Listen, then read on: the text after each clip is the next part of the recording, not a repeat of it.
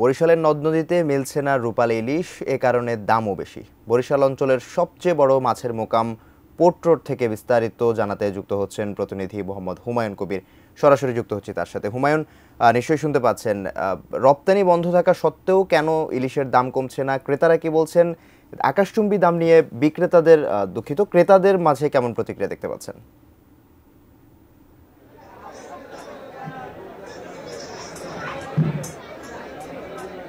হুমায়ুন, নিশ্চয়ই শুনতে পাচ্ছেন। হ্যাঁ, বরিশালে এখন নদীতে ইলিশ শূন্য বলবো, কারণ ইলিশের দেখা মিলছে না। ইলিশের দেখা না মেলার কারণে বরিশালের বিভিন্ন বাজারে এখন ইলিশ শূন্য আমরা বলতে পারি। আমি রয়েছি বরিশাল অঞ্চলের সবচেয়ে বড় মাছের আড়ত পোর্ট রোডে। এখানে এই সময় অন্যান্য বছর এখানে 2 থেকে 3 হাজার মন ইলিশের আমদানি হয়, কিন্তু আজকের আমি মৎস্য ব্যবসায়ীর সাথে কথা বলে জানতে পেরেছি যে এখন পর্যন্ত এখানে মাছ এসেছে মাত্র 200 মন মাছ এসেছে। আর এই মাছ কমাবার কারণ হিসেবে ব্যবসায়ী এবং মৎস্যজীবীরা বলেছেন যে মাছ পাওয়া যাচ্ছে না, সাগরের মাছ আসছে না এবং নদীতে খুব কম মাছ পাওয়া যাচ্ছে।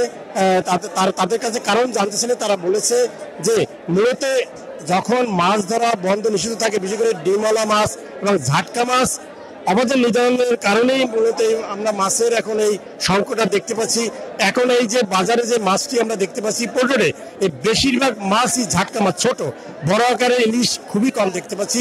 আমি কিছুক্ষণ আগে যে মৎস্য কর্মকর্তা ইলিশ বিমল দাসের সাথে কথা বলেছি, তিনি বলেছেন যে জলবায়ুগত পরিবর্তনের কারণেই ইলিশ কমে যাচ্ছে আর বাজারে ইলিশের দাম অনেক বেশি। বরিশালের বিভিন্ন বাজারে এখন ইলিশ বিক্রি হচ্ছে, ঝাটকা ইলিশ বিক্রি হচ্ছে 1250 টাকা থেকে 2000 টাকা পর্যন্ত কেজি ইলিশ বিক্রি হচ্ছে।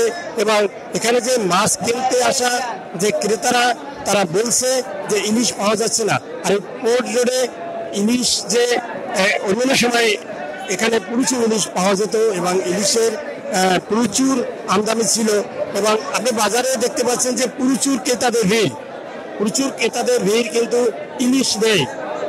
এখানে ইলিশ পাওয়া যাচ্ছে না।